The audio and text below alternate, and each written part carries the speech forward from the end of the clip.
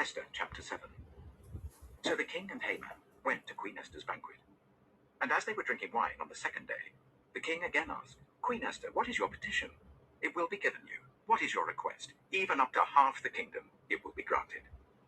Then Queen Esther answered, If I have found favor with you, your majesty, and if it pleases you, grant me my life.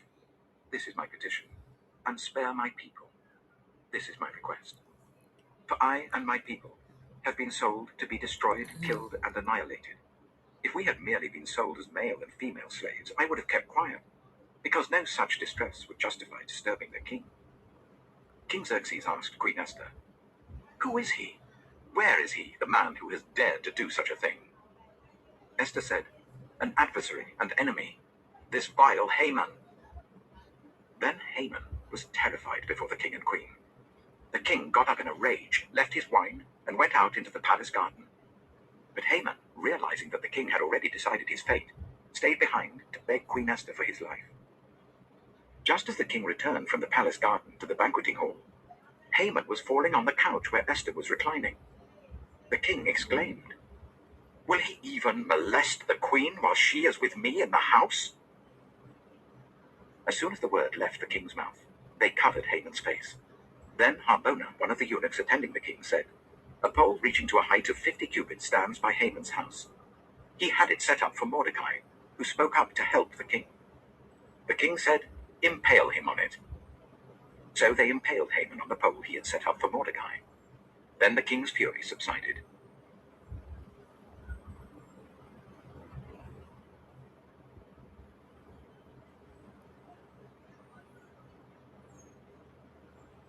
Matthew chapter 22. Jesus spoke to them again in parables, saying, The kingdom of heaven is like a king who prepared a wedding banquet for his son. He sent his servants to those who had been invited to the banquet to tell them to come, but they refused to come. Then he sent some more servants and said, Tell those who have been invited that I have prepared my dinner. My oxen and fattened cattle have been slaughtered and everything is ready. Come to the wedding banquet. But they paid no attention and went off, one to his field, another to his business. The rest seized his servants, ill-treated them, and killed them. The king was enraged. He sent his army and destroyed those murderers and burned their city. Then he said to his servants, The wedding banquet is ready, but those I invited did not deserve to come. So go to the street corners and invite to the banquet anyone you find. So the servants went out into the streets and gathered all the people they could find, the bad as well as the good. And the wedding hall was filled with guests. But when the king came in to see the guests, he noticed a man there who was not wearing wedding clothes. He asked, How did you get in here without wedding clothes, friend? The man was speechless. Then the king told the attendants, Tie him hand and foot and throw him outside into the darkness, where there will be weeping and gnashing of teeth. For many are invited, but few are chosen.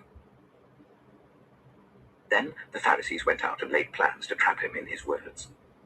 They sent their disciples to him along with the Herodians. Teacher, they said, we know that you are a man of integrity, and that you teach the way of God in accordance with the truth. You aren't swayed by others because you pay no attention to who they are. Tell us then, what is your opinion? Is it right to pay the poll tax to Caesar or not? But Jesus, knowing their evil intent, said, You hypocrites! Why are you trying to trap me? Show me the coin used for paying the tax. They brought him a denarius, and he asked them, Whose image is this, and whose inscription? Caesar's, they replied.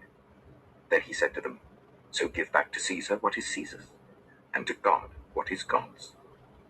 When they heard this, they were amazed. So they left him and went away. That same day, the Sadducees, who say there is no resurrection, came to him with a question.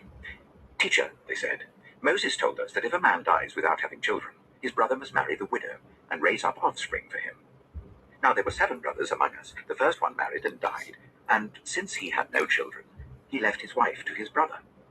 The same thing happened to the second and third brother, right on down to the 7th. Finally, the woman died. Now then, at the resurrection, whose wife will she be of the 7, since all of them were married to her? Jesus replied, You are in error because you do not know the scriptures or the power of God. At the resurrection, people will neither marry nor be given in marriage. They will be like the angels in heaven.